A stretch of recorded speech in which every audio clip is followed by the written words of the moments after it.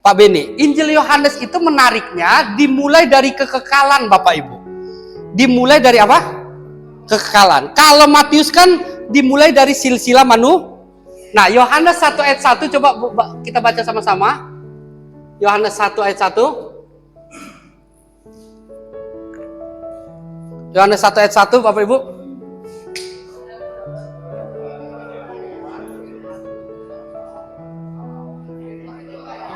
Nah, jadi kalau Matius kan silsilahnya kan dimulai dari siapa? Abraham memperanakan ini. Tapi silsilah Yesus, Yohanes langsung membawa Yesus itu ilahi. Makanya nanti di ayat 14 dikatakan firman itu telah menjadi Jadi keberadaan Yesus itu pada mulanya adalah firman itu bersama-sama dengan Allah, firman itu adalah Allah. Nah, sekarang firman itu menjadi manusia.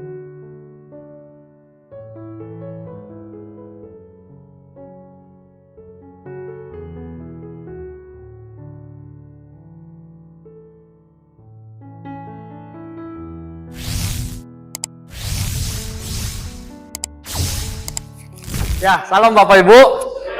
Waduh, saya ini senang dan bangga. Makasih Pak Ferry buat kepercayaannya.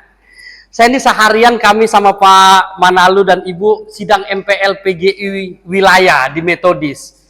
Jadi hampir-hampir tadi saya ikut ibadah penutupnya. Bapak ini bilang, Pak itu udah terlambat. Oh iya, saya bilang saya langsung duluan. Hampir-hampir. Saya pikir masih terkejar karena dekat.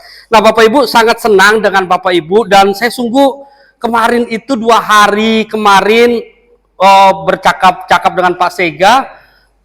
Saya sampaikan Pak, atau mungkin saya bisa di reschedule. Karena kami ini ada jadwal ke Israel itu Bapak Ibu, itu berubah drastis karena di sana udah damai. Kemarin perang dibatalin 2 kali, damai jadi dilangsungkan begitu. Waduh, kita pikir kan gimana ini, tapi ya kita juga doa biar damai kan. Udah damai ternyata kita yang jadi kena imbasnya. Nah, Bapak Ibu, di pertemuan berikutnya saya akan menggunakan PowerPoint, tapi materi ini apakah sudah dibagikan Bapak Ibu? Oke, sudah ya. Nah, Bapak Ibu Saudara, saya tidak menyangka ada disiapkan PowerPoint, saya pikir menggunakan papan tulis. Saya mau pakai papan tulis, boleh Pak? Iya. Bapak Ibu mohon maaf ya kalau saya suka jalan-jalan. MS-nya diperkenalkan dulu Pak, enggak usah ya. Nama saya Pendeta Tuberto Mariaman Sihombing. MS itu Mariaman Sihombing. Ya, jadi Mariaman Sihombing. Jadi Tuberto itu bapak saya bilang artinya Tuhan beri pertolongan. Ya. Adik saya namanya Crispen, katanya artinya Kristus penolong. Yang satu Tintus Formansius artinya titipan Kristus. Pokoknya agak-agak dulu ya. Nah Bapak Ibu, izinkan saya besok akan memakai PowerPoint, tapi izinkan hari ini saya tadi tidak duga akan ada untuk ininya. Saya bersyukur. Makasih Pak Sega buat semua fasilitasnya. Pak Ferry, thank you. Ya. Nah Bapak Ibu Saudara, kita sekarang belajar tentang Injil Yohanes ya. Saya tidak tahu apakah Bapak Ibu pasti sudah belajar tentang Injil Sinoptik, Matius, Markus, Lukas, sudah Bapak Ibu ya. Tapi apakah Bapak Ibu sudah mempelajari yang namanya proses kanon, sudah Bapak Ibu? Sudah ya? Sudah ya? Saya pikir boleh saya ulas sedikit ya Pak ya, untuk pengantar. Nah, Bapak Ibu, ini hanya untuk sekedar pengantar ya. Kalau Bapak Ibu, saya gunakan dengan bahasa yang sederhana gini. Kalau Bapak Ibu lihat kan memang secara umum Alkitab Katolik dan Kristen itu apa? Berbeda. Nah, ada yang disebut kanon deuterokanonika atau kanon kedua. Nah, tetapi Bapak Ibu yang harus kita pahami gini, sebelum Martin Luther menempelkan 95 dalil di Jerman, sebenarnya Martin Luther sendiri menggunakan seluruh Alkitab ini. Ngerti Bapak Ibu ya? Jadi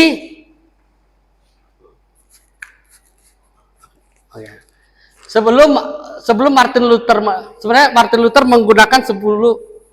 Kenapa? Oh, mau matiin itu ya, thank you Pak. Nah, sebenarnya menggunakan seluruh Alkitab ini. Lalu dia mencetuskan yang paling terkenal dengan istilah sola fide, terus sola apa lagi? Sola scriptura, lalu sola gratia.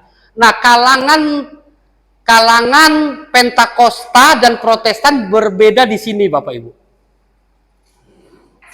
Ada yang dari kalangan Pentakosta? Oh, enggak ada. Ada yang kalangan Protestan? Oh, banyak ya. Nah, kalangan Pentakosta berbeda di sini. Saya bukan bilang yang mana yang benar ya. Saya cuma bilang berbeda di sini. Berbeda di sini. Orang Pentakosta karismatik itu tidak menganut sola scriptura. Mereka menganut prima scriptura. Kan kalau sola scriptura segala sesuatu kembali kepada Alkitab. Itu ya. Kalau orang karismatik Pentakosta, segala sesuatu itu, jadi gini, walaupun nggak semua ya, saya batasin dulu. Kan kalau kalangan Protestan umumnya, khususnya gereja-gereja aliran Lutheran, itu kan semuanya berdasarkan Alkitab, Bapak Ibu. Nah, kalangan Pentakosta masih percaya Tuhan masih berbicara hari ini. Ngerti Bapak Ibu maksudnya? Tapi yang disampaikan Tuhan hari ini melalui hamba-hamba Tuhan, yang sering disebut dengan istilah intuisi, dapat impresi intuisi, itu tidak boleh bertentangan dengan Alkitab. Makanya disebut apa? Prima. Jadi tidak boleh bertentangan dengan Alkitab. Tapi Tuhan masih berbicara. Nah, setelah proses kanon, mayoritas kalangan Protestan beranggapan Alkitab itu final, komplit, utuh, cukup, tidak perlu ditambah. Apalagi dikurangin begitu ya. Nah, ini. Nah, Bapak Ibu tahu Martin Luther lah yang mengurangi jumlah Alkitab, dia berpatokan di sini. Makanya di kitab Kristen itu tidak ada Tobit, Yesus bin Sirak, apalagi Bapak Ibu? Tidak ada 1-2 Makabe. Nah, tapi kalau Bapak Ibu mau belajar lebih mendalam, nanti contohnya Bapak Ibu sekolah teologi, Bapak Ibu bisa pelajarin kenapa Alkitab ini dikeluarkan atau tidak dipakai, karena memang kanon kedua ya, setelah konsili itu. Kenapa tidak dipakai tapi masih dikutip? Jadi kalau nanti Bapak Ibu pakai Alkitab elektronik, hampir ada 100 lebih kutipan-kutipan di Perjanjian Baru itu kutipan dari kitab-kitab ini Bapak Ibu. Tidak dipakai tapi dikutip gitu. Nah, nanti itu lebih. Tapi saya mau ngasih tahu gini, apa yang disebut kanonisasi? Kanon itu artinya alat ukur. Alat ukur, ini sebenarnya bulu ya, bulu pengukur ya, alat ukur. Jadi, bapak-bapak gereja membuat alat ukur yang mana disebut kitab suci. Karena di era abad pertama setelah para rasul mati, banyak kitab-kitab bertebaran. Salah satunya Injil Barnabas. Pokoknya banyak bertebaran. Lalu, ini saya mungkin nanti ada materi khususnya itu, saya cuma highlight sebentar. Lalu dibuatlah yang namanya proses kanon, alat ukur yang disebut kitab suci itu yang mana gitu. Dari banyaknya ratusan yang beredar, ribuan gitu. Akhirnya salah satunya alat ukurnya apa? Pertama, ini banyak sumber ya, nanti Bapak Ibu bisa. Pertama, harus ditulis para rasul atau murid atau juru tulis. Bapak Ibu harus tahu budaya Semit. Budaya Semit itu tuh selalu menggunakan kata ganti orang ketiga. Nanti saya kasih contoh. Contohnya gini, kitab Roma siapa penulisnya Bapak Ibu? Yang tahu dapat sepeda. Kitab Roma siapa penulisnya Bapak Ibu? Hah? Salah. Siapa penulis kitab Roma? Saya nanya penulis ya. Nanti kita bisa bedakan mana penulis, mana ini ya. Coba kitab Roma siapa penulisnya Bapak Ibu? Oke, buka Roma 16.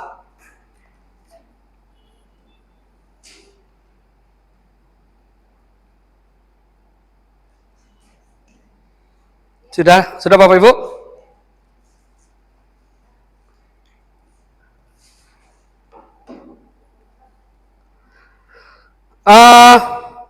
Roma 16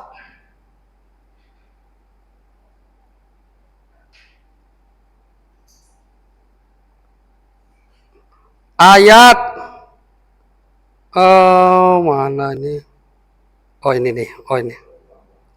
Ayat berapa? Ayat berapa Bapak Ibu? 20? Oh iya, 22. Siapa? Yuk baca sama-sama. 1, 2, 3. Salam dalam Tuhan kepada kamu dari Tertius, yaitu aku yang... Nah, jadi nanti kita belajar kenapa Tertius yang menulis, tapi dia masuk kanon kitab Roma itu kan. Nah, ternyata dia itu sebagai apa? Hanya juru tulis atau apa begitu ya. Nah, saya ambil contoh lagi begini Bapak Ibu ya. Jadi,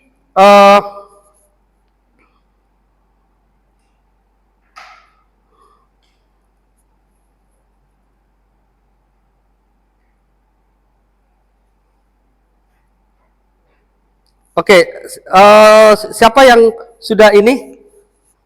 Sudah sebentar ya. Siapa yang sudah tahu apalagi syarat kanon? Pertama, nanti ini banyak ini ya Bapak Ibu, saya bahasakan dengan sederhana. Alat ukurnya sesuatu itu disebut kitab suci, pertama harus ditulis oleh para rasul. Ini perjanjian baru ya. Kalau perjanjian lama itu kan sudah ada ininya. Lalu atau murad. Yang kedua, dia harus awalnya syaratnya harus ditulis di bawah abad pertama. Karena abad pertama para rasul sudah mati. Jadi memang ada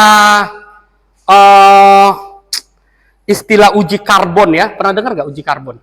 Uji karbon, Bapak Ibu kalau tahu Laut Mati, itu memang ada ditemukan ya, kitab Yesaya yang terbaru ya, yang disimpan oleh Qumran Community itu ya. Tapi saya nggak usah ke situ dulu. Lalu alat ukurnya ditulis, lalu yang ketiga alat ukurnya itu apa? Kitab itu harus digunakan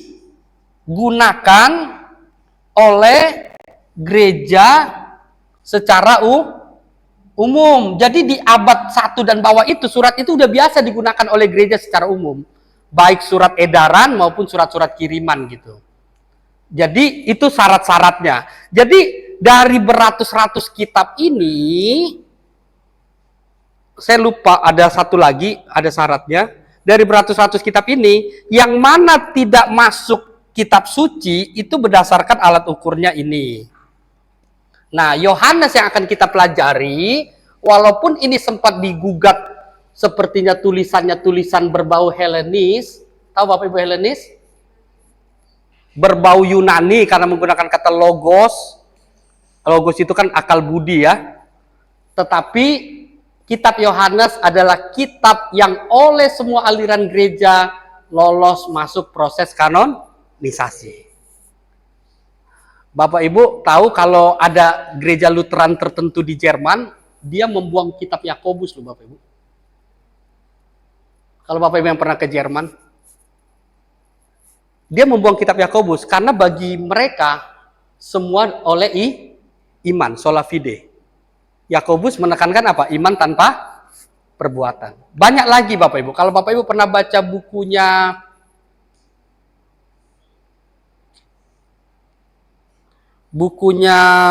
aduh saya lupa lagi siapa tuh, yang temannya AA Sitompul, siapa Pak ya? Bapak Ibu pernah baca itu, dia membuang kitab yang namanya kitab Mazmur. Kenapa? Bagi dia firman Tuhan itu yang dari atas turun ke bawah. Mazmur itu bagi dia itu pujian dari bawah ke atas. Jadi bukan firman Tuhan menurut dia. Nah, itu kita akan belajar, gereja sudah final mengkanonkan, tapi ada gereja-gereja tertentu, dia bikin kanon lagi. Bukan kanon kedua, kanon ketiga, keempat, menurut versinya masing-masing. Argumennya juga macam-macam gitu.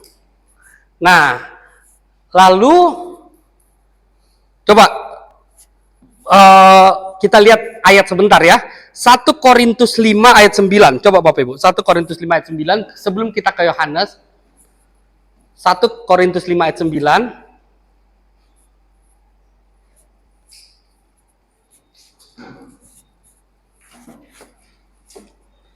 1 Yohanes 5 ayat 9. 1 Korintus, sorry. 1 Korintus 5 ayat 9. Kalau ini asli dapat sepeda Bapak Ibu. 1 Korintus 5 ayat 9.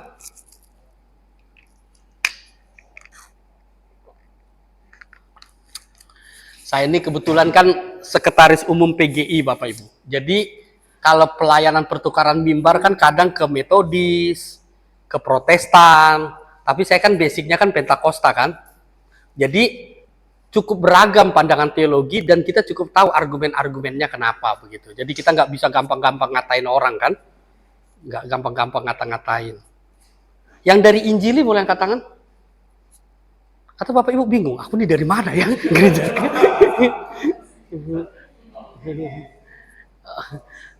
Oke, yang dari Baptis? Oke. Baptis dosen-dosen GBI banyak sekolah di Baptis di Semarang. Yang dari ini Protestan, Presbyterian, AKBP. Iya, Bapak Ibu jangan malu-malu. Kayaknya nanti kami disesat-sesatin. Enggak lah. Kita mau belajar. Kalau di kelas itu kita boleh belajar semuanya Bapak Ibu. Di luar kelas Bapak Ibu boleh pilih. Bapak Ibu meyakini yang mana. Di kelas itu boleh nggak kita belajar argumennya saksi Yehova? Boleh. Namanya di kelas kan? Kelas itu tempatnya bebas. Nggak boleh digugat. Oke. Bapak Ibu silakan baca sama-sama 1 Korintus 5 ayat 9. 1, 2, 3.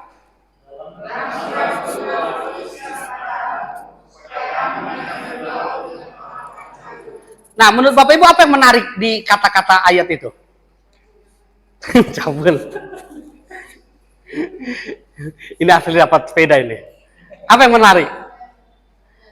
Perihal kanonisasi. Apa yang menarik? Jangan bergaul, bukan. Bapak Ibu perhatikan, itu ayatnya 1 Korintus.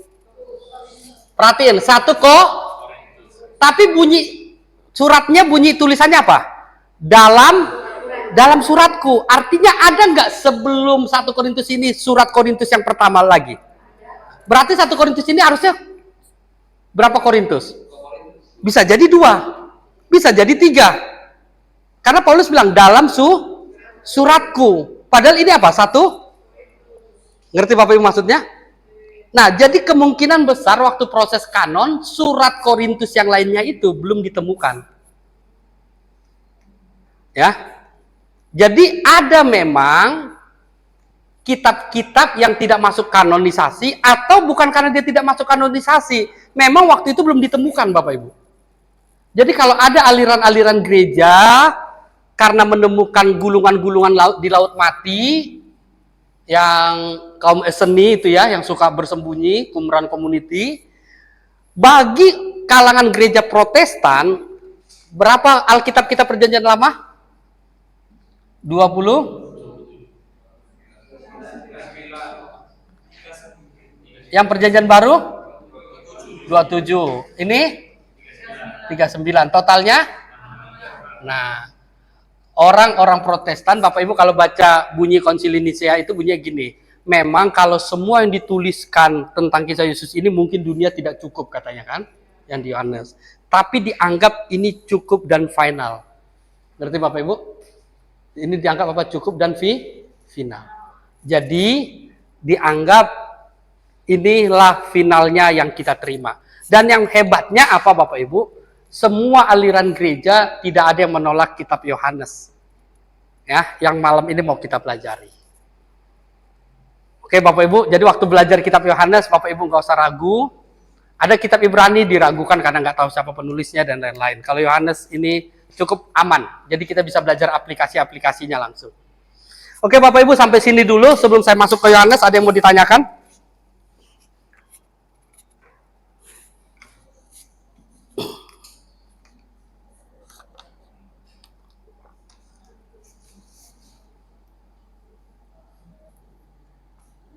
Oke, kalau nggak ada yang ditanyakan, saya yang nanya Bapak Ibu ya.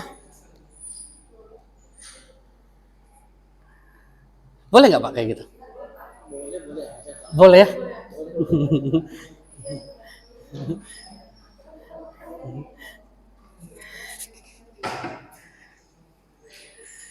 Oke, Bapak Ibu, kalau Bapak Ibu contoh saya suruh maju ke depan, Bapak Ibu tersinggung nggak? Siapa yang nggak tersinggung? Ayo boleh Bu.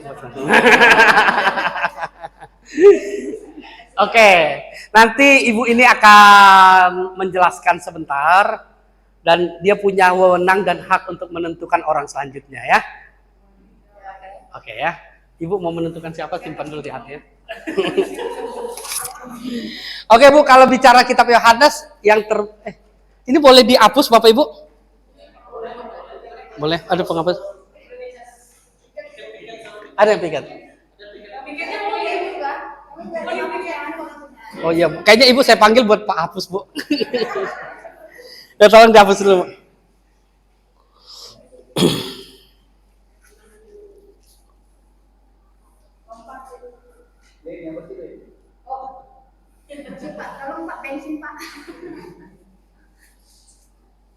Jadi kalau Bapak Ibu lihat orang-orang Pentakosta, kenapa ya sering ngomong saya dapat suara Tuhan, saya dapat suara Tuhan begitu? Karena mereka memang nggak meyakini sola scriptura. Bagi mereka Tuhan masih berbicara sampai hari ini. Tapi mereka meyakini prima scriptura. Yang didapat dari Tuhan itu tidak bertentangan dengan Alkitab. Kalau orang Protestan beranggapan sola scriptura itu, exegesis itu bagaimana mengeluarkan isi firman. Ngerti Bapak Ibu ya? Jadi bagaimana mengeluarkan isi firman dari konteks yang dulu menjadi aplikatif sekarang. Nah itu yang disebut suara Tuhan. Makanya memang orang-orang Pentakosta itu di pinggir jurang Bapak Ibu. Kalau dia bilang suara Tuhan, wah itu bisa di pinggir jurang kan? Ternyata bukan dari Tuhan. Domba dan dianya bisa tersesat bersama-sama. Tetapi kita juga nggak bisa pungkiri bahwasannya ada argumen yang disusun kenapa meyakini bahwasanya Tuhan masih berbicara. Begitu. Menurut Bapak Ibu, Alkitab ditulis rasul-rasul itu melalui apa? Pewahyuan kan? Bagaimana yang ilahi itu dibahasakan dengan bahasa insani? Oleh siapa? Rasul? Nah, bagi kalangan Pentakosta masih beranggapan itu masih lanjut. Tapi tidak bertentangan dengan apa yang didapat rasul-rasul. Oke Bu, silakan kalau Ibu membaca kitab Yohanes, apa yang langsung terlintas di pikiran Ibu tentang kitab ini?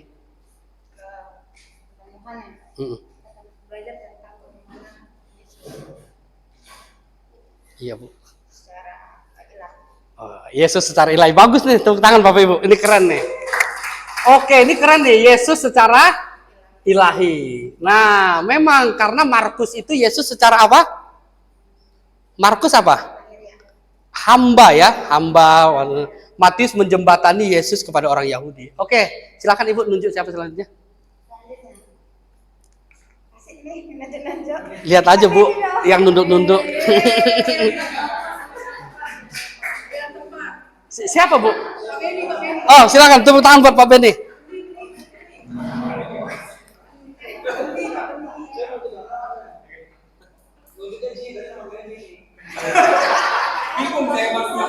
Oke Pak, silakan Pak Alkitabnya Pak.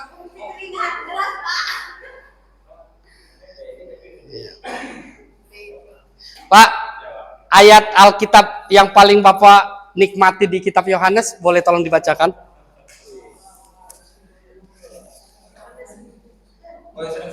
Hah? Iya, dicari. Iya. Dan kenapa Pak ya, dijelasin ya Pak ya?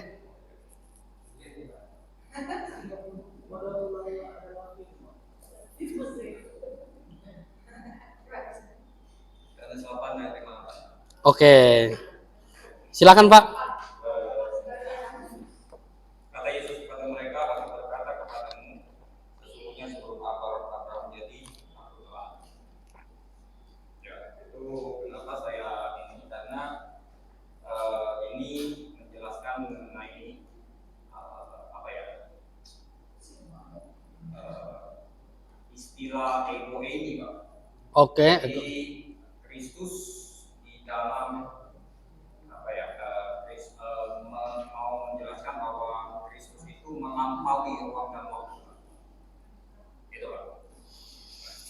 Makasih ya Pak ya. Pak, Bapak ada kesempatan terakhir, boleh nunjuk siapa Pak? Hah? Siapa?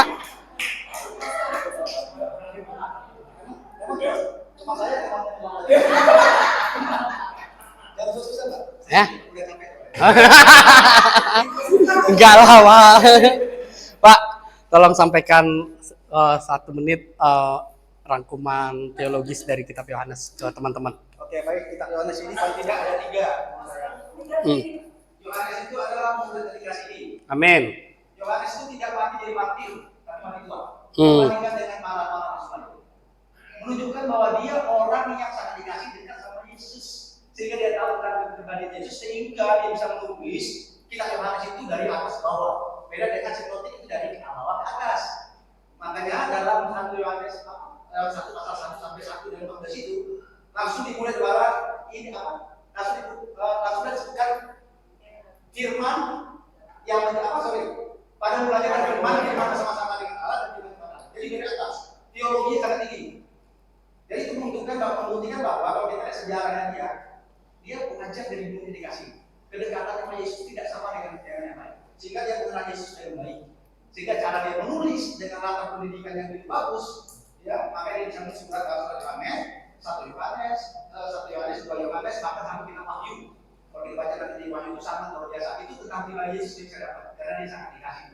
Oke, makasih Pak. Oke, saya mumpung ingat Wahyu Bapak Ibu baca buku Grunen ya. Bagaimana dia menggugat keabsahan kitab Wahyu. Kalau Bapak Ibu baca nanti bagaimana buku Grunen itu bagus mengulas, tapi mengulas dari sisi penggugatnya. Tapi kita jadi bisa mengerti alasan Grunen itu simbol yang digunakan Yohanes bagi dia itu simbol-simbol tanda-tanda depresi. Bahkan kalau sekarang bahasanya secara psikologi skizofrenia.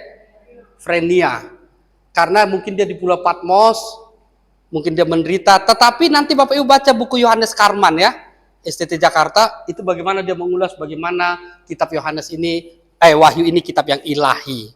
Nah, benar tadi Pak Manalu dan Pak Beni. Injil Yohanes itu menariknya dimulai dari kekekalan Bapak Ibu. Dimulai dari apa? Kekekalan. Kalau Matius kan dimulai dari silsilah Nah, Yohanes 1 ayat 1 coba kita baca sama-sama. Yohanes 1 ayat 1. Yohanes 1 ayat 1 Bapak Ibu.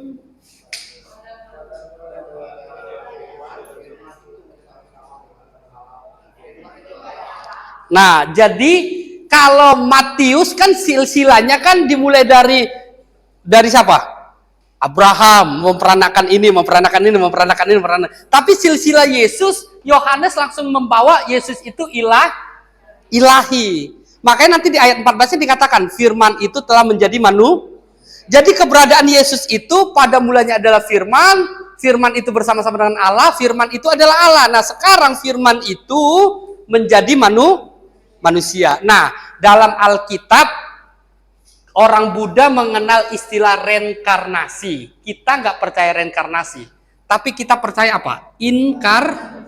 Inkarnasi. Apa bedanya reinkarnasi sama inkarnasi? Inkarnasi itu Allah dalam konteks Yohanes ya, datang dalam rupa manusia.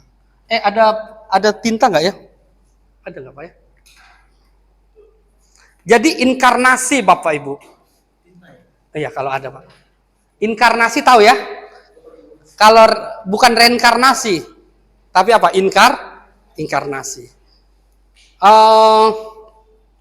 Ada istilah-istilah lain ya, istilah-istilah yang digunakan di Alkitab. Selain inkarnasi, istilah lain yang digunakan apa? Saya lupa lagi. Kenosis. Bapak Ibu pernah dengar kata kenosis? Mengosongkan diri. Allah mengosongkan diri. Nah, ada istilah lain di Perjanjian Lama itu sebenarnya pernah muncul kata ken. Ken itu dari kata kemah. muncul kata tabernakel, artinya Allah berkemah. Waktu di Korintus dibilang gini, tubuhmu adalah bait Allah. Artinya apa? Allah berkemah, bertabernakel, berdiam. Nah gitu Bapak Ibu. Nah, istilah Yohanes ini, dia memulai sesuatu menunjukkan Yesus itu bukan keturunan manusia. Kenapa Matius menggunakan dari silsilah Bapak Ibu? Menurut tradisi katanya Matius itu menggunakan, coba Matius 1 ayat 1 Bapak Ibu boleh dibaca. Matius 1 ayat 1. Inilah silsilah anak Abraham. Nah, kenapa katanya begini? Kata para ahli ya. Kalau Bapak Ibu ke Israel, kata para ahli itu berbeda dengan kata Turget. Nanti saya jelasin. Apa kata para ahli itu berbeda dengan apa kata Turget. Nah, jadi menurut para ahli, Matius ini mau menjembatani kepada pemahaman Yudaisme. Ngerti Bapak Ibu? Orang-orang Yudaisme berkeyakinan Mesias yang akan datang itu keturunan Daud. Ngerti ya? Jadi dia menjembatani itu gitu. Nah itu ya nanti kalau Bapak Ibu ke Israel mau nanya-nanya Turgetnya punya versi sendiri lagi. Kecuali Bapak Ibu ajak makan dia. Oke, keren tadi Pak Manalu dan Pak siapa? Pak Beni. Jadi Injil Yohanes dimulai dari mana? Kekekalan, bukan dari dunia. Maksudnya dari silsilahnya langsung dijelasin dari atas. Bapak Ibu percaya nggak Yesus itu 100% Allah, 100% manusia? Siapa yang percaya Yesus 100% Allah, 100% manusia? Oke. Ya, sebenarnya. Lalu ada yang nanya lagi, kapan dia jadi Allah, kapan dia jadi manusia, Pak? Nah, nantilah ya, itu mungkin ada di doktrinal ya. Saya mau bahas Injil Yohanes saja. Oke. Kitab ini diberi nama Injil menurut Yohanes. Penulisnya udah pasti Rasul Yohanes, anak Zebedeus, murid yang dikasihi. Tahun penulisannya sekitar 85 sampai 95 Masehi, sudah saya tulis di situ. Tapi menurut teori sumber ya, Bapak Ibu nanti akan belajar mungkin ya, mungkin siapa yang ngajar saya nggak tahu. Ada teori sumber Proto Lukas, ada teori sumber Ki. Nanti ada teori-teori sumber. Maksudnya sumbernya Injil Yohanes ini dari mana? Tetapi menurut teori sumber, tanggal penulisannya ini yang pasti setelah ketiga Injil sinoptik. Jadi dia ada perdebatan. Injil Markus pertama, ada yang bilang Matius yang pertama. Kalau Yohanes nggak perdebatan. Pokoknya dia ditulis setelah Injil sinoptik. Bapak Ibu sudah tahu arti Injil sinoptik? Apa Bapak Ibu?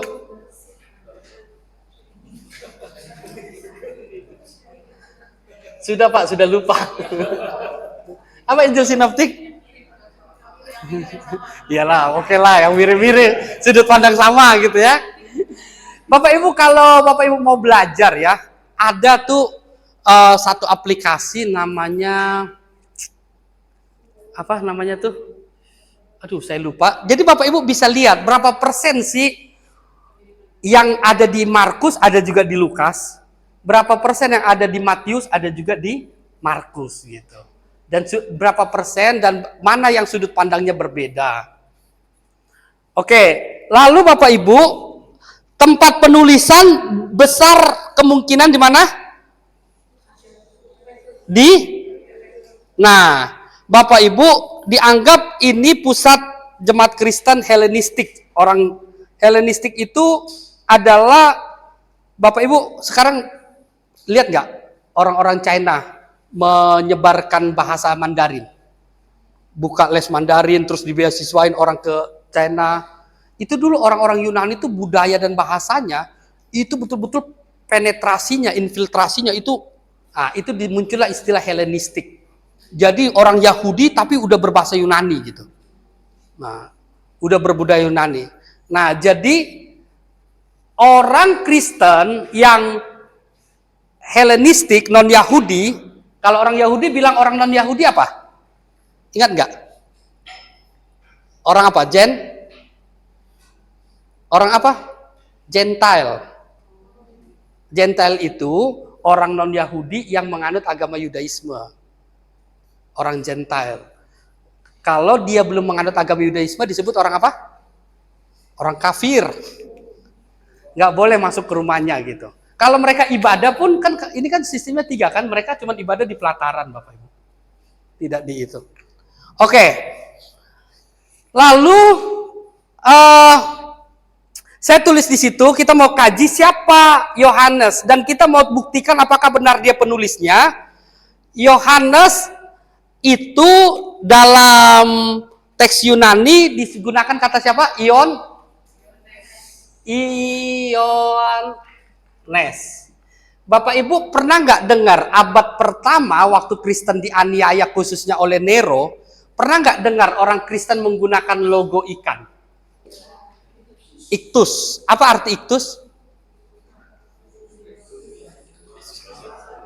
Itulah ya. Nah, jadi kalau mereka mau ibadah, kayak tadi saya kesini kan, di mana ruangannya ini ya? Nah, biasanya orang Kristen tuh nggak tahu kan di mana ya. Dia lihat, oh kalau ada logo ikan, oh berarti deket situ. Nanti dia jalan cari lagi logo ikan. Bukan mau makan Bapak Ibu. Nah, ada satu sumber nanti Bapak Ibu baca jurnalnya. Iktus itu sebenarnya katanya diinspirasi dari Yohanes Bapak Ibu katanya ya. Nah, Yohanes ini dalam bahasa Yunani atau Helenistik, kalau dalam bahasa Ibrani dinamai apa? Yokanan. Ada nggak di Alkitab Perjanjian Lama yang bernama Yokanan? Siapa yang tahu? Siapa itu Yokanan di Perjanjian Lama?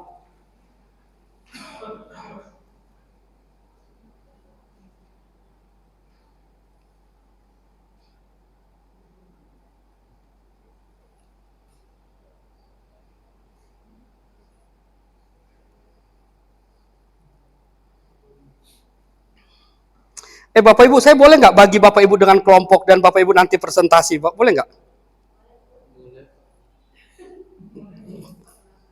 Boleh ya Pak ya? Apa udah ada kelompoknya? Oh, iya, saya tuh pikir gini Bapak Ibu, ada metode belajar itu namanya inquiry. Pernah dengar nggak inquiry? Inquiry, siapa yang guru di sini? Oke, inquiry itu proses belajar menemukan sendiri. Bapak Ibu saya mau ceramah celoteh sampai berbusa pun, Bapak Ibu paling dapat cuma 5%, 15%. Tapi kalau Bapak Ibu menemukan sendiri, udah menemukan sendiri terus mempresentasikannya, wah itu lengketnya bisa sampai 80% Bapak Ibu. Iya. Daripada saya ngomong terus, nggak ada yang lengket. Jadi saya pikir metode inquiry itu tuh bagus Bapak Ibu. Saya tuh ini bukan ngomong pribadi ya, Bapak Ibu jauhkan ini. Saya waktu 2015 studi lanjutan di Singapura Bapak Ibu ya, nggak ada tuh gurunya ceramah. Itu rata-rata proyek inquiry gitu. Sampai kan waktu itu kita kan tinggal kayak mes gitu ya, tapi mes Singapura kan bersih lah ya, enak ya. Sampai kita bingung ya, malam orang tuh semangat siapin presentasi. Saya bilang, enak banget ya gurunya ya. Kita terus yang ini.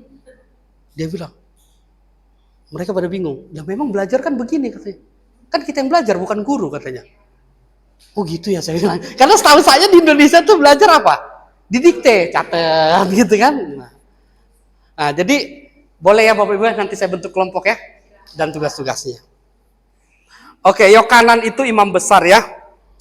Bapak Ibu lihat Yohanes 21 ayat 20 untuk kita menguji apakah benar Yohanes yang penulisnya. Yohanes 21 ayat 20. Lalu yang perempuan Yohanes 21 ayat 24. Yang laki-laki Yohanes 21 ayat 20. Kita mau menguji dari sumbernya dulu. Baru nanti kita lihat dari pendapat bapak-bapak gereja ya. Siapa penulisnya. Kita mau lihat dari dalamnya dulu. Oke. Sudah dapat laki-laki bersama saya? Yohanes 21 ayat 20. Yuk kita baca sama-sama. 1, 2, 3. yang dikasih Yesus sedang mengikuti mereka, yaitu murid yang pada waktu mereka sedang makan bersama guru dekat Yesus dan yang berkata, Tuhan, siapakah dia yang akan menyerahkan? Perhatiin, yang nulis kitab ini siapa? Yohanes. Kita anggaplah dulu kita Yohanes ya. Lalu dia bilang gini, ketika Petrus berpaling, ia melihat bahwa murid yang dikasihi Yesus, bayangin, dia pertama menggunakan kata orang ganti kedua, dia sebut Petrus. Lalu dia menggunakan kata orang ganti ketiga, dia tidak sebut namanya siapa? Murid yang ia melihat bahwa murid, kenapa dia nggak sebut namanya? Berarti ya. Nah, lalu di ayat ininya Bapak Ibu, nanti kita lihat translate dalam bahasa Yunani-nya ya. Di ayat 24-nya Bapak Ibu lihat. Ayat 24-nya perempuan ya sekarang ya. Apa katanya? Dialah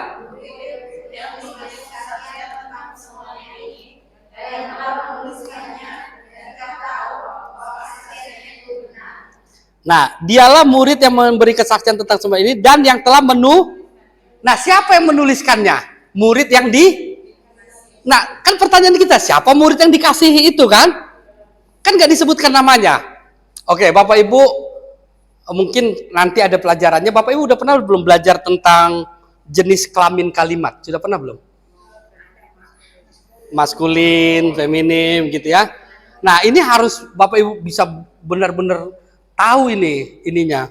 Nah, oke, saya kasih, kita sama-sama yuk, sama-sama kita kaji ya.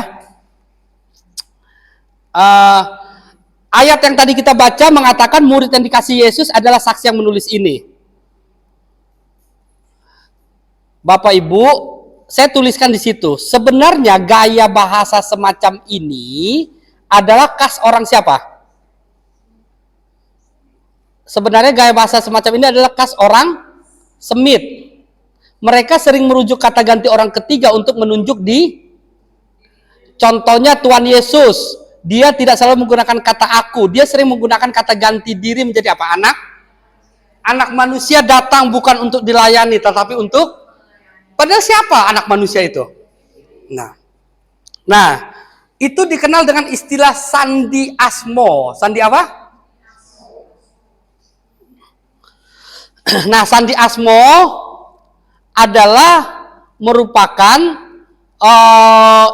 sandi para penulis untuk tidak menuliskan dirinya. Contoh ya, Yohanes Markus 14 ayat 51, dia bercerita tentang apa? Ada seorang muda yang pada waktu itu hanya memakai selai kain.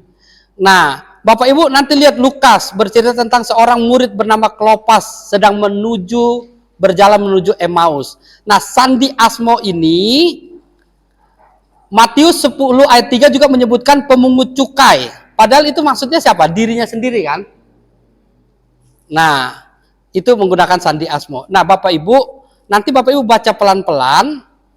Siapa murid yang dikasih ini? Nanti Bapak Ibu temukan. Nah, ini jadi tugas kelompok ya. Ayat mana yang mensinyalir murid yang dikasihi itu menunjuk kepada Yohanes. Bapak Ibu harus baca pelan-pelan loh. Ya. Kan murid yang dikasihi bisa jadi Yudas enggak? Bisa loh. Iya kan? Tapi ayat mana yang menunjukkan murid yang dikasih itu adalah Yohanes. Oke, saya bagi tiga kelompok. Sebentar, 1, 2, 3. Oke, 3. Oke, 3. 3 ya Bapak Ibu ya. Oke, ini bertiga. Oke, ini bertiga. Boleh agak deketan papan ininya? Ya. Ini bertiga. Nah, ini berempat. Nah, silakan Bapak Ibu. Bapak Ibu bisa menggunakan bantuan handphone, bisa menggunakan bantuan apapun. Jangan handphone orang yang dipakai. Coba temukan. Kita mau menguji dari sumber Alkitabnya. Ayat mana yang menunjukkan mensinyalir itu adalah Yohanes? Ya. Boleh dari ayat itu, boleh seluruhnya. Kalau reference ke pasal lain boleh reference ke pasal lain. Boleh agak deketan ya. Kita mau menguji penulisnya dulu Bapak Ibu.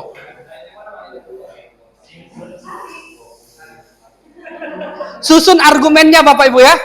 Benang merahnya disusun. Ayat ini betul-betul menunjukkan yang dikasih itu adalah Yohanes. Pak, dengan ini ya. Boleh agak mendekat Pak. Jangan kayak marahan. Hah? Bukan muhrim. Hari ini dimuhrimkan. Bu, boleh agak ini? Biar bapaknya bisa ini.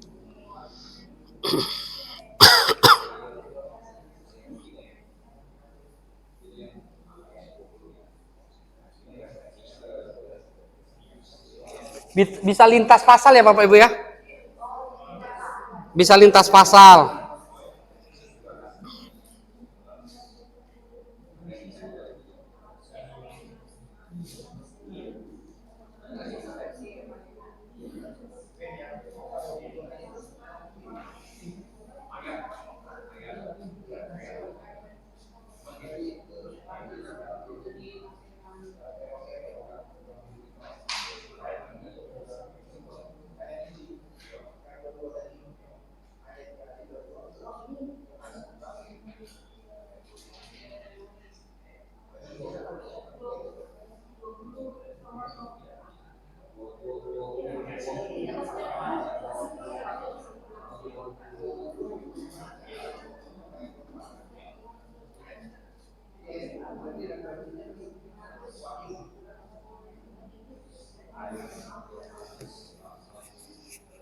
Kita sampai jam berapa ya?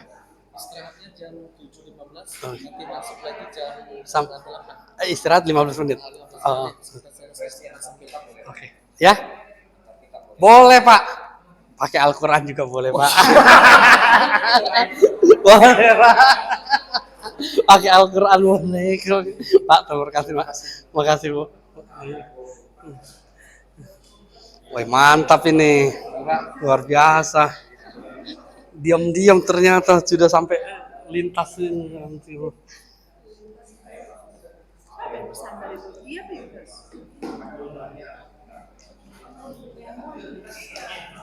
Siapakah yang bersandar itu di perjamuan terakhir yang nanya?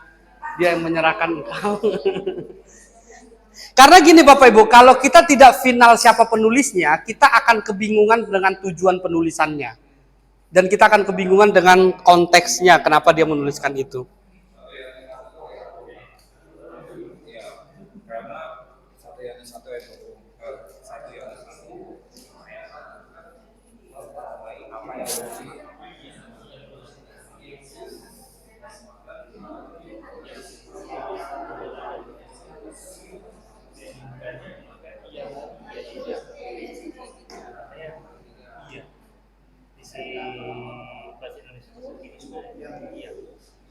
Maaf.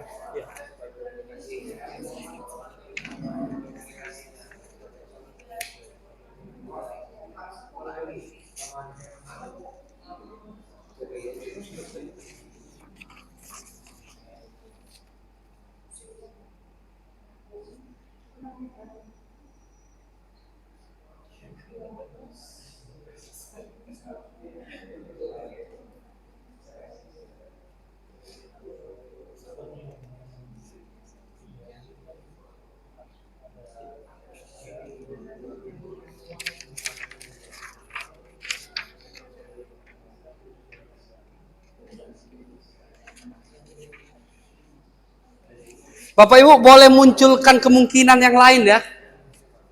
Namanya kita belajar kan. Wah Pak, sekarang aku tahu Pak, ternyata penulisnya bukan.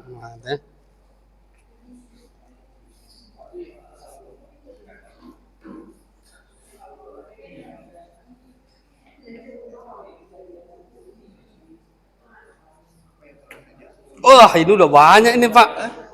Jangankan saya, Tuhan Yesus pun yakin ini. Bahaya dong.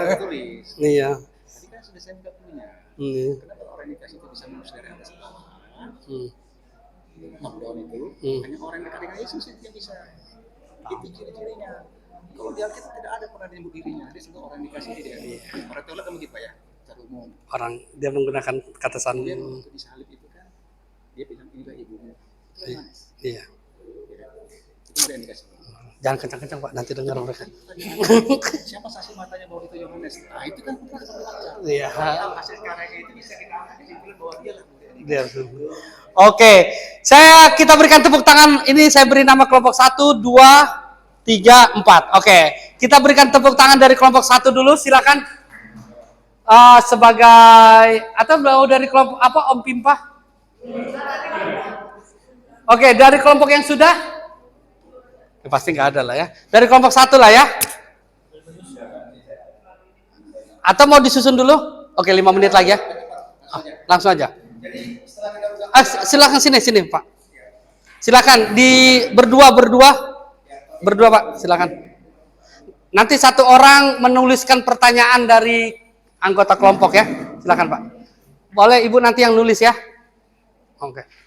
Silakan. Ya baik Bapak Ibu Saudara, sementara tapi memang tidak pernah dituliskan siapa sebenarnya yang dikasih ini. Tapi itulah tadi disebutkan oleh Pak Dosen tadi bahwa memang gaya penulisannya itu tadi orang yang dikasih. Tadi saya waktu buka dari penelitian saya sudah mendapati yang saya katakan. Ciri-ciri hari siapa? Dia orang yang dikasih. Orang yang dikasih dengan Tuhan itu pasti tahu Tuhan itu siapa, sehingga dia bisa menulis bahwa dia top down bisa nulis. Itu ciri-ciri yang bisa saya sebutkan. Kenapa dia dikasih? Berarti karena cara penulisannya berbeda dengan Inggris seperti. Tapi segala teologi seluruh para teolog tidak pernah ada yang mengatakan secara jelas bahwa ada orang di luar dari Kristus. Selalu pasti mengarah kepada Yohanes. Nah, tadi sudah saya sebutkan ya, karena dia memang komunikasi, makanya dia dapat hatinya Yesus sehingga dia bisa menulis langsung secara vulgar di Yohanes 1 ayat 1 dan 2 Yohanes 14 itu dikatakan kita bahwa ini adalah anak Allah. Kalau yang lain adalah anak manusia, ya. Jadi benar-benarlah. Sedikit jelas Pak Budi. Mungkin saya secara ini ya. Boleh ditampilkan ayat-ayatnya sambil yang lain boleh buka? Ada pertanyaan. Enggak, dibacakan ayatnya, yang lain boleh ditunggu dibuka. Tadi kan petunjuk dari Pak Dosen tadi ayat 20 Pak ya. Ya. Pasal 21 itu. Ketika Petrus berpaling, ia melihat bahwa murid yang dikasih Yesus sedang mengikuti mereka, yaitu murid yang pada waktu mereka sedang makan. Nah, kata kuncinya sedang makan Bapak Ibu. Sedang makan bersama-sama. Itu referensinya itu ke Yohanes pasal 13 ayat 23. Oke, silakan dibaca dulu, buka dulu. Ya. Kalau dibaca Bapak Ibu. Ya. Kalau Yohanes 13 ayat 23.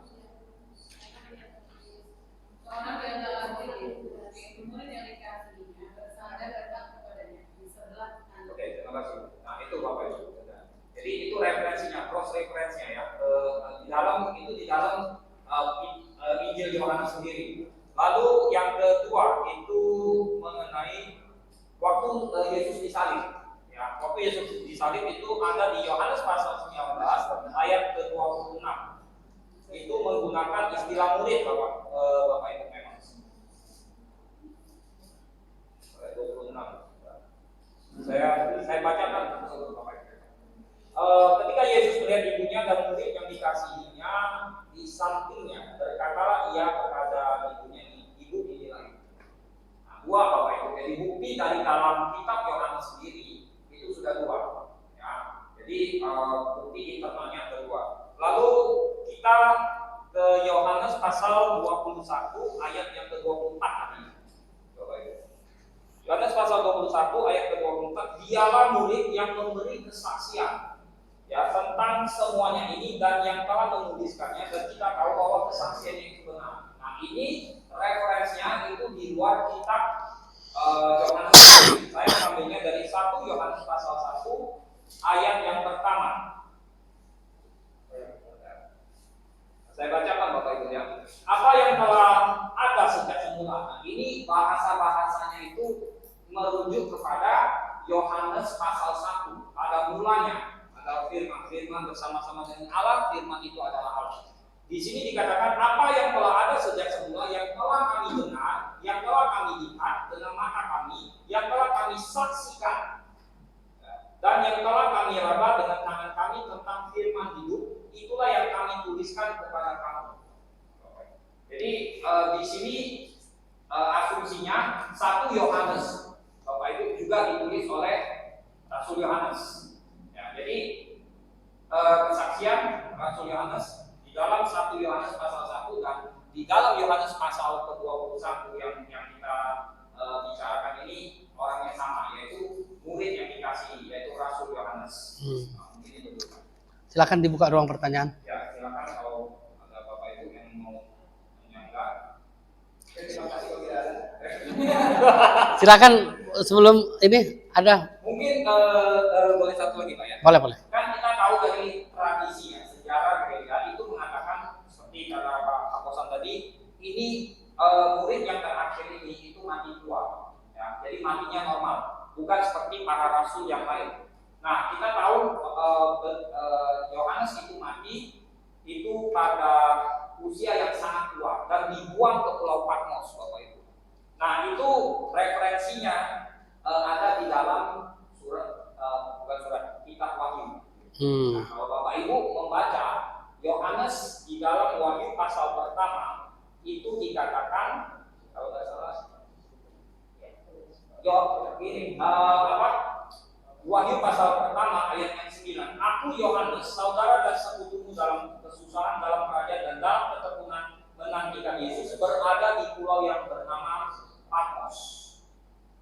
Itu Bapak Ibu. Jadi kita percaya tradisi gereja meskipun terpecah dua ya Bapak Ibu. Ada yang mengatakan ini Yohanes yang lain. Tapi saya secara pribadi ini Yohanes sang rasul. Ya, sang rasul. Yang Punya charger, Pak. Punya charger Type-C. Charger Type-C. Oke. Ini keren ya jawabannya. Tepuk tangan Bapak Ibu. Ada yang mau ditanyakan Bapak Ibu? Sebentar, silakan Pak. Hah? Apa Pak? Silakan Pak.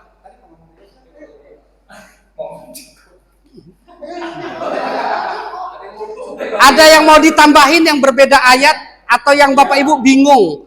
Misalnya ini kok yang bersandar, mana buktinya bersandar, mana siapa? Aku biasanya ngeliat fotonya tuh langsung itu kan. Nah, itu mengikuti dari itu sebenarnya, itu gambar itu mengikuti dari apa yang kita bicarakan itu. Makanya ada Yohanes di sebelah Yesus. Bukan karena kita berpatok ke gambar itu. Gambar itu menyesuaikan dengan apa arti tafsir gambar teologi. Nah, Bapak Ibu, yang paling penting juga itu bukti-bukti internal ya dari dalam sudah diinikan. Yang paling penting nanti Bapak Ibu baca kajian tulisannya Irenaeus sama itu benar-benar itu adalah muridnya yang langsung nanti. Itu benar-benar nanti ada bagus tuh tulisan-tulisannya. Tapi saya berpikir bukti-bukti di dalamnya sudah sangat jelas ya. Yang menuliskannya ada siapa? Yohanes. Oke, ada Bapak Ibu yang mau tambahan bukti-buktinya sebelum kita istirahat? 5 menit lagi kita istirahat. Ada? Oke, satu orang kelompok terakhir. Kelompok mana Pak mau dipilih? 4 yang mana? Oh yang 4 ini, silakan. Terakhir. Oke, kita kasih tepuk tangan buat kelompok 4 Bapak Ibu. Silakan Bu, didampingi Bu. Kayaknya mereka tadinya yakin nyampe di sini mulai. Silakan Pak. Ada charger Type-C Pak, punya charger Type-C. Oh enggak punya.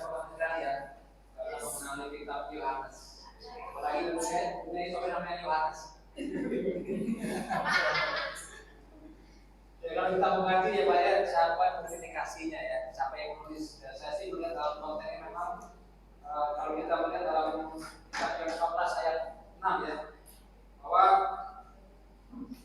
kata Yesus sebenarnya aku raja orang hidup, tidak seorang pun datang kepada Bapa atau melihat. Nah ini kalau kita lihat bahwa Yohanes itu juga sama Yesus. Jadi dia menyatakan bahwa Yohanes 14 ayat 6. Dan kalau kita lihat lagi seperti dalam di kelompok 1 ya, itu dalam kitab Yohanes 19 ya, ayat 26 sampai 27 bahwa Yesus itu bahwa Yohanes adalah salah satu murid ya, yang menemani Yesus di saat kayu salib dan juga menemani ibunya Maria pada waktu itu. Ya, dalam Yohanes 16 ya, ayat 26 sampai 27. Dan kalau kita lihat lagi dalam Yohanes 13 ayat 23 ayat 23. seorang di antara murid Yesus, yaitu murid yang dikasihinya, bersandar dekat kepadanya di sebelah kanannya. Ya, ini kan merujuk pada bahwa siapa yang mulai dikasih itu Yohanes sendiri. Jadi yang di sebelah kanannya kan, kalau kita melihat memang di sebelah kanan itu berarti murid yang dikasih adalah Yohanes sendiri. Makasih, Pak. Tepuk tangan Bapak Ibu. Oke. Nah, kalau kita sudah final, tidak ada sanggahan. Thank you, Pak. Silakan duduk. Tidak ada sanggahan, penulisnya adalah Yohanes. Kita nanti akan masuk kepada tujuan umumnya dulu ya, sebelum ke ayat per ayat atau pasal per pasal. Nanti kita akan masuk kepada tujuan penulisan. Sebenarnya Bapak Ibu, dalam metode penulisan, ada orang memulai dari tujuan, ada yang memulai dari latar belakang. Latar belakang penulisan. Nah, jadi dua ini akan kita pelajari setelah istirahat. Apa yang melatar belakangi Yohanes menulis kitab ini dan apa tujuannya? Ya Bapak Ibu ya. Nah, nanti di sini muncul yang disebut ajaran apa? Gnostik. Gnostik itu apa? Jadi ada ajaran yang beranggapan Yesus itu hanya manusia. Itu contohnya ajaran siapa? Ajaran siapa Bapak Ibu? Arianus. Itu yang sekarang dikenal Saksi Yehova ya. Saksi Yehova. Nah, Gnostik itu mengajarkan Yesus itu hanya apa? Ilahi. Yesus itu hanya ilahi. Dia tuh ini. Nah, Yohanes nanti akan memaparkan bagaimana Yesus itu sepenuhnya manusia, sepenuhnya Allah. Jadi waktu Yesus disalib, Yesus itu beneran sakit Bapak Ibu. Karena dia benar-benar manusia. Kita akan mungkin belajar ke belakang Bapak Ibu ya. Kenapa Allah jadi manusia? Bapak Ibu ingat nggak? Kejadian 2 ayat 17. Kalau kau makan buah ini, kamu akan mati. Kata mati dalam bahasa Ibrani digunakan kata mut, bahasa Yunani aponesken. Ini nanti kita akan mungkin belajar, mungkin ya, untuk melihat sebentar ke situ. Lalu kata mut itu sebenarnya kan bukan mati Bapak Ibu, itu artinya berpisah dari Allah. Makanya waktu manusia makan buah itu manusia diusir, bukan mati kan? Mut, mati itu berpisah dari Allah. Tapi ini nanti masuk ke tafsiran Bapak Ibu, masuk ke tafsiran. Nanti saya akan paparkan tafsiran menurut ini ya. Jadi Bapak Ibu nggak perlu percaya tafsiran A, tafsiran B, namanya belajar. Bapak Ibu cukup mendengar lalu putuskan di luar kelas nanti ya. Nah, nanti kita akan lihat, kan dibilang gini, kalau kamu makan buah ini kamu akan mati berpisah dari aku. Nanti kita akan lihat di sini ada pernyataan Yesus, Eloi, Eloi, apa artinya?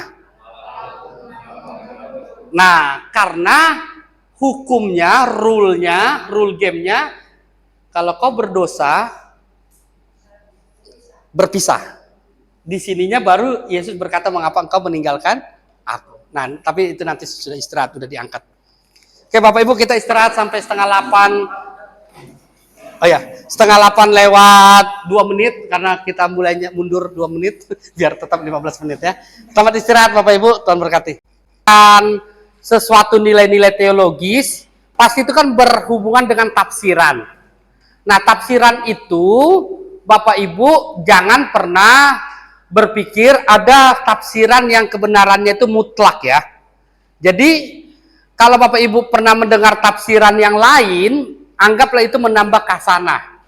Ya, menambah kasanah. Karena gereja-gereja itu sudah sepakat untuk tidak sepakat.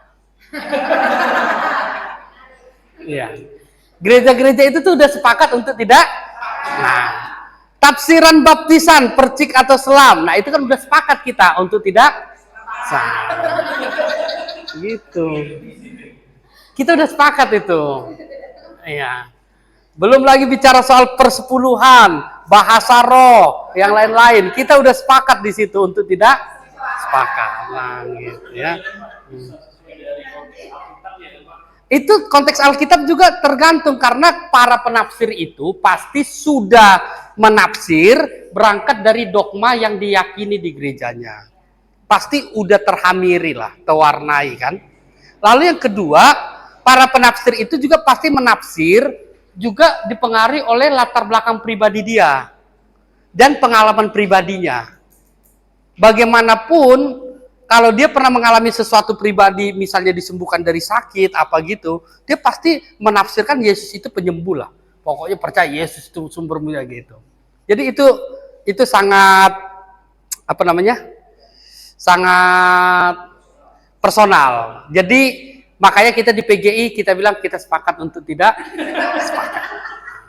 Jadi khotbahnya tuh yang nilai-nilai Kristen aja. Nah, jadi tapi karena kita ini belajar di ruang kelas, saya bukan mau membuat Bapak Ibu jadi GBI. Saya nanti akan coba mengajarkan pandangan-pandangan berbagai ini ya.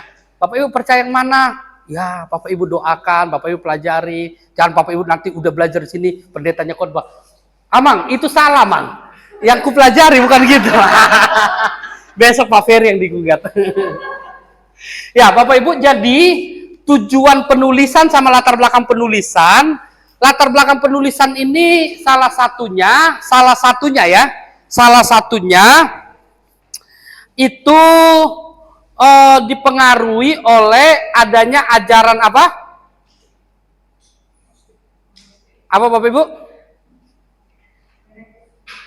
Ajaran Gnostik. Nah, ajaran Gnostik yang ditentang oleh Yohanes sebenarnya sampai nanti di surat 1 Yohanes 2 Yohanes itu kita nggak pelajari ke situ ya. Itu ajaran Gnostik apa Bapak Ibu? Yang saya tulis di situ ajaran Gnostik dokotisme apa? Doketisme. Bapak Ibu sekedar mengingatkan aja. Kalau Bapak Ibu ketemu kata isme ini artinya apa? Paham. Terorisme, paham yang menganut teror. Hedonisme, paham yang menganut kenikmatan. Nah, doketisme ini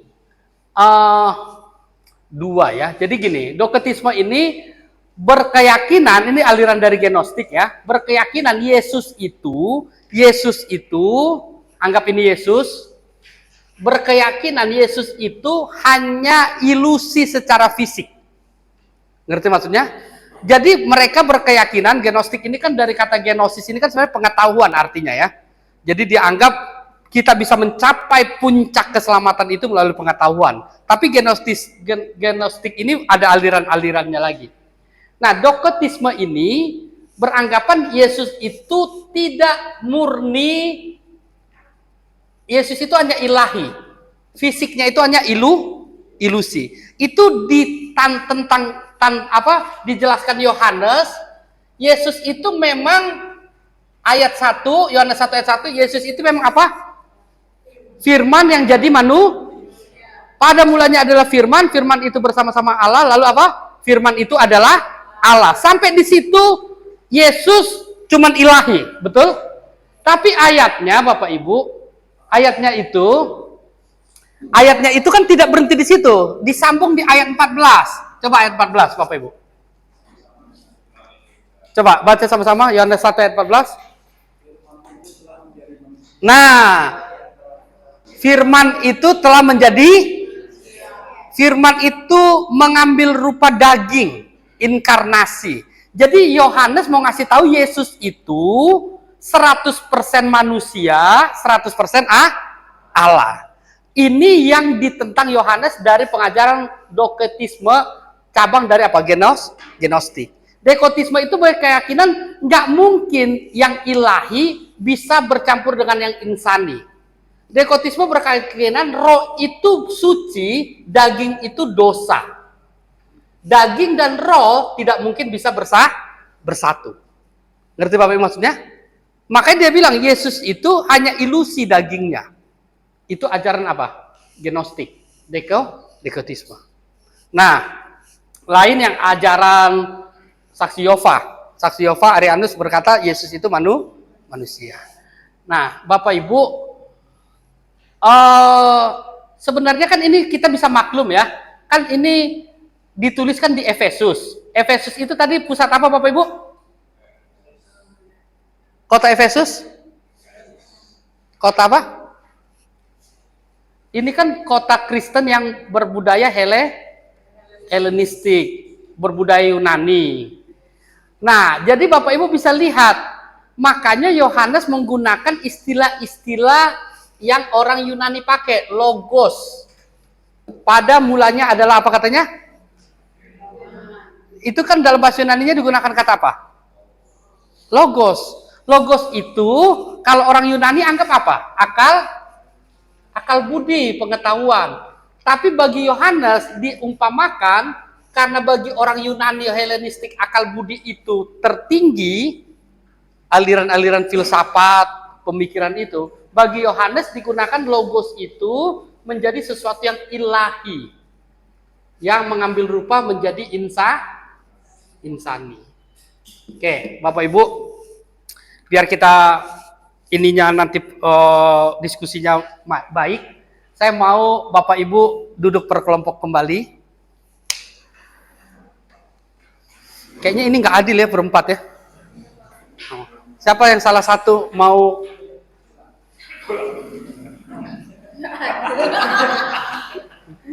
Silakan Pak Men.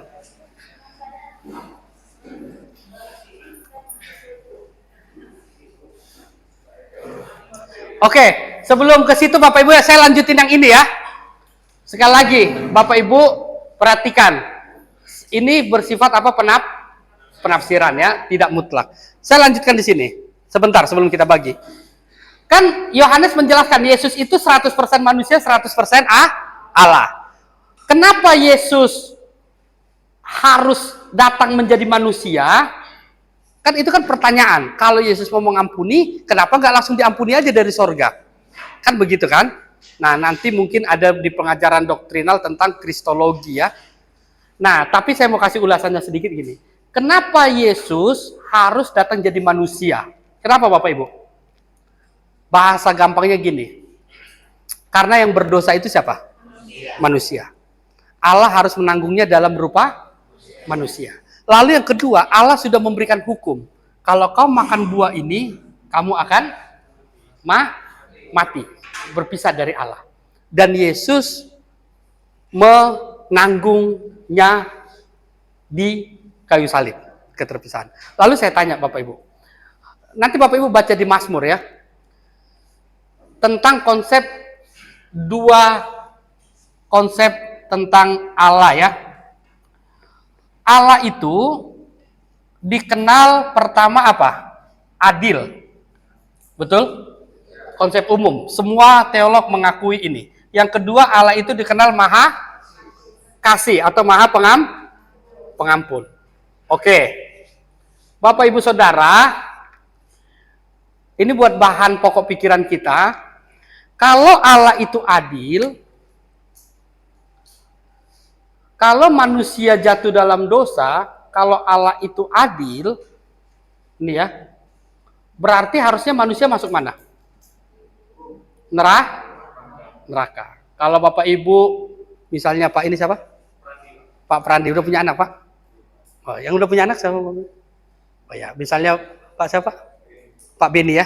Boleh pakai contoh Bapak ya? Nanti nilainya bagus Pak. Pak Beni. Kalau Pak Beni ini polisi, Pak Beni pasti dibilang, Pak Beni ini polisi yang adil. Terus anaknya Pak Beni ketahuan mencuri, kalau Pak Beni polisi yang adil, anaknya masuk mana? Penjara. Betul? Kalau Allah itu Allah yang adil, manusia harusnya masuk mana? Neraka. Ada yang di sini nggak pernah berdosa? Biar kita salibkan dia. Mungkin dia bisa menebus dosa kita. Oke. Yang kedua, sifat Allah yang umum, yang benar-benar tidak semuanya mengakui. Yang kedua, sifat Allah itu apa? Maha pengampun, maha kasih pengampun. Karena begitu besar kasih Allah, maha pengampun. Nah, kalau manusia jatuh dalam dosa, kalau Allah itu maha pengampun, berarti manusia harusnya masuk mana?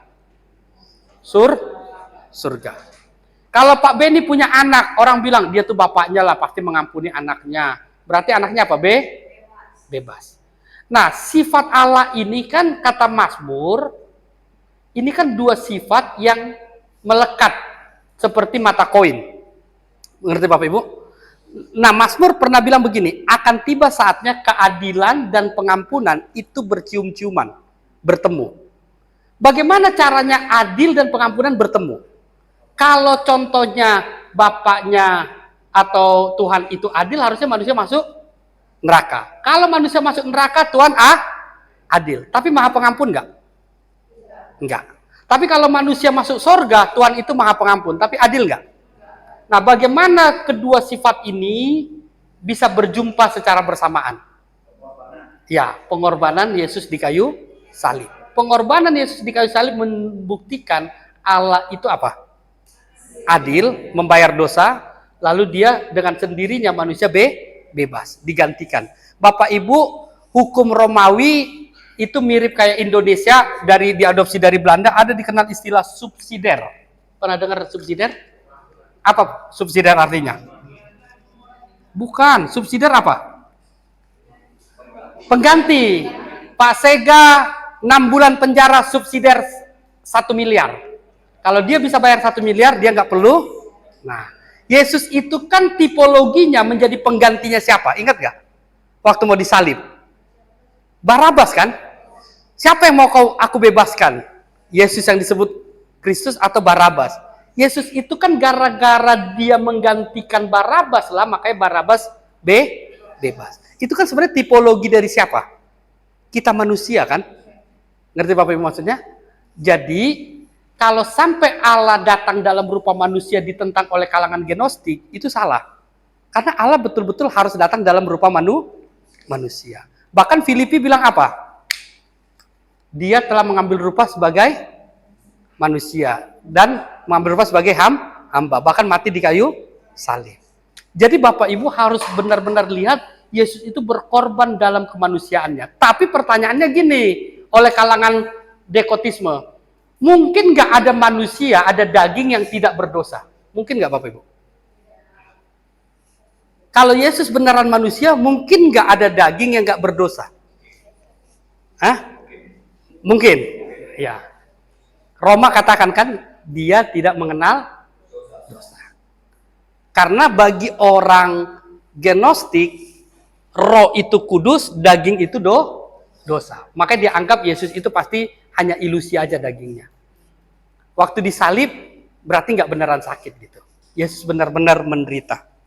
Nah, yang mau jadi diskusi kita, Bapak Ibu silakan ini, coba Bapak Ibu cari dua hal. Yang pertama, apa arti logos bagi orang Yunani? Yang kedua, uraikan ya, apa arti logos bagi Yohanes? Lalu argumen Yohanes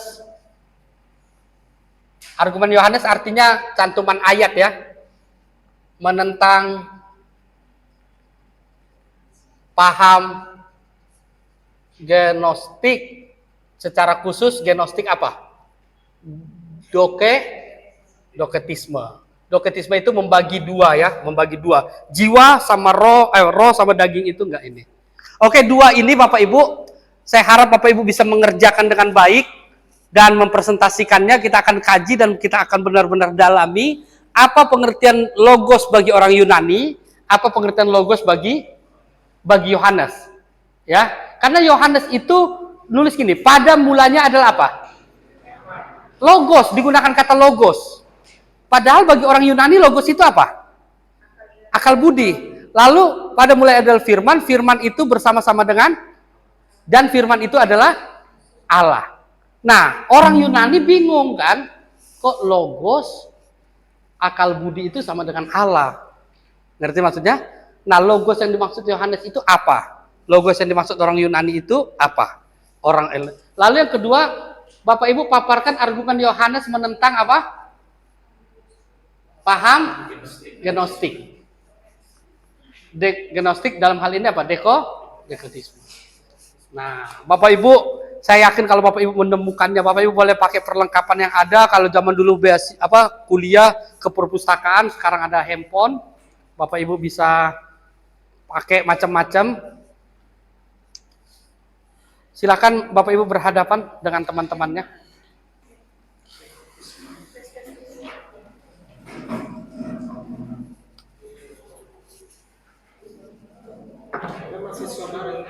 Ada masih? Oh, ada mahasiswa baru. Oh, bukan.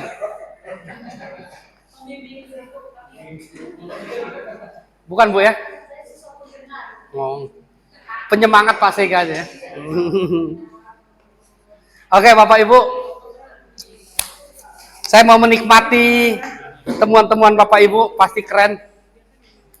Silakan Bu, boleh mohon izin bentuknya agak mundur dikit. Boleh Pak diputar dikit. Nah.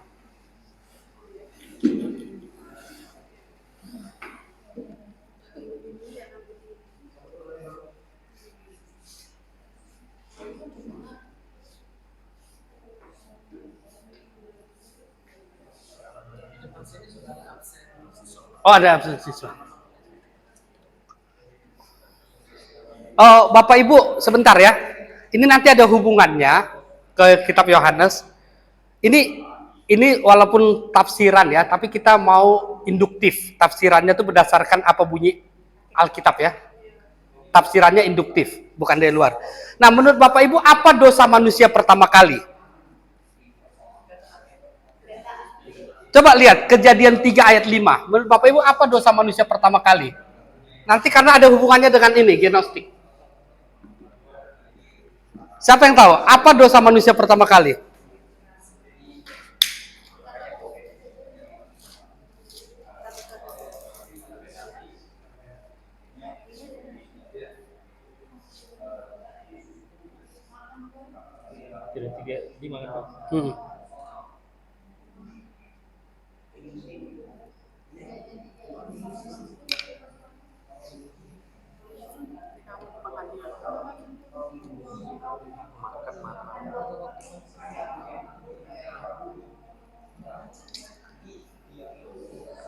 Apa Bapak Ibu? Menurut Bapak Ibu apa dosa manusia pertama kali?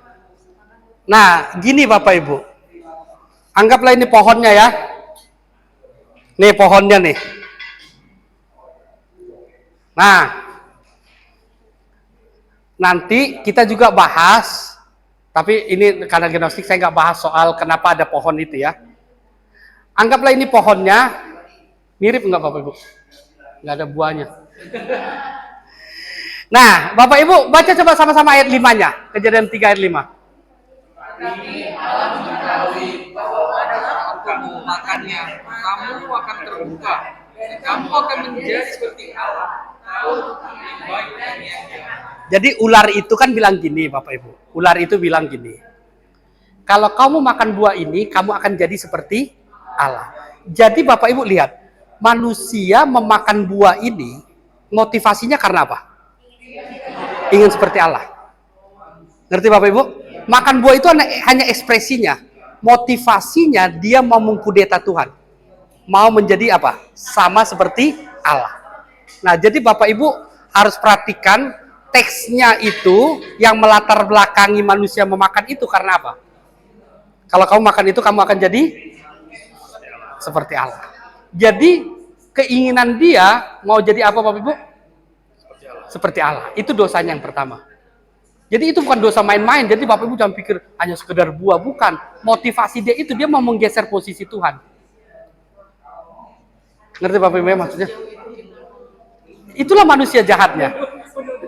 Kan itu kan baru enggak, itu kan baru kan ayat 6-nya kan dia makan kan?